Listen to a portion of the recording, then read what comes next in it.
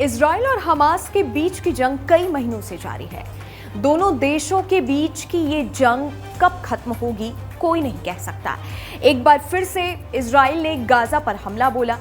हमलों से कब्रिस्तान में तब्दील हो चुके गाजा की आधी आबादी अब कहीं और रहने की शरण मांग रही है। खबरों के मुताबिक हमले में 18 बच्चों समेत 22 लोगों की मौत हो चुकी है। इन दो देशों के हमलों के बीच लाखों जिंदगियां मौत की घाट उतर गई। जहां हजारों जिंदगियां राख हो गईं, तो वहीं कुदरत ने कुछ ऐसा किया जिसे देख हर कोई हैरान हो गया।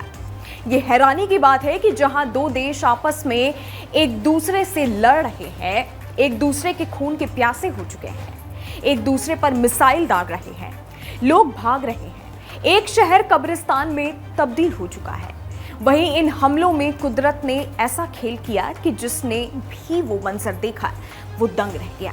दरअसल इजरायली हमले में मारी गई एक इजरायली महिला के गर्भ से बच्ची का जन्म हुआ। फिलहाल उसे इलाज के लिए अस्पताल में एडमिट कराया गया है, जहां उसकी हालत स्थिर बताई गई है।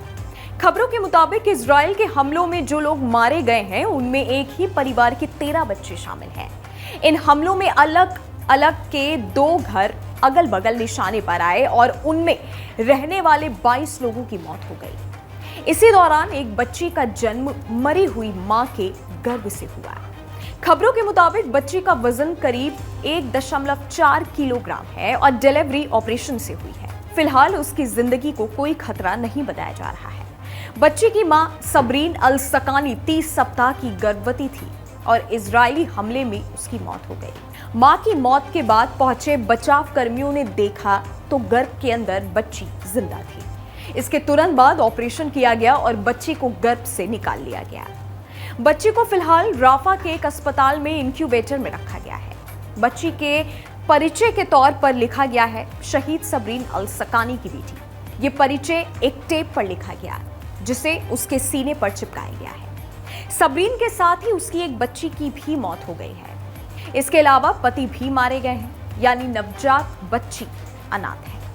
बच्ची के चाचा रमी अल शेख का कहना है कि उसकी बहन चाहती थी कि बेटी का जन्म हो तो उसका नाम रूह रखा जाए। खबरों के मुताबिक उनका कहना था कि मलक बहुत खुश थी कि उसकी बहन दुनिया में आ रही है, लेकिन उससे पहले इजरायली हमले ने परिवार के 3 लोगों की जान ले ली। जानकारों के मुताबिक उस बच्ची की देखभाल करने वाली डॉक्टर का कहना है कि बच्ची को 3 से 4 सप्ताह तक अस्पताल में रखा जाएगा। इसके बाद हम देखेंगे कि बच्ची को किसे सौंपना है, चाचा चाची को दिया जाए या फिर दादा को। ये एक बड़ी आपदा है। अगर ये बच्ची बच भी गई तो वो एक अनाथ के तौर पर जिंदगी गुजारेगी। फिलिस्तीनी स्वास्थ्य अधिकारियों ने कहा कि एक घर के ही 13 बच्चे इजरायली हमले में मारे गए हैं। इसके अलावा 2 महिलाओं की भी मौत हो गई है। आपको बता दें कि 7 अक्टूबर को हमास ने गाजा पट्टी से इजराइल पर 5000 से ज्यादा रॉकेट दागकर हमला कर दिया था। इसके तुरंत बाद इजराइल के प्रधानमंत्री बेंजामिन नेतन्याहू ने हमास के खिलाफ जंग का ऐलान कर दिया था। इस जंग में गाजा पट्टी पूरी तरह से तबाह हो गई है। इजराइल और हमास जंग में मरने वाले फिलिस्तीनी नागरिकों की संख्या 33,000 से ज्यादा बताई जा रही है। अब तक गाजा के 23 लाख में से आधे नागरिकों ने अपना घर छोड़ दिया है। आपकी इस खबर के बारे में क्या राय है, आप हमें नीचे कमेंट सेक्शन में बता सकते हैं।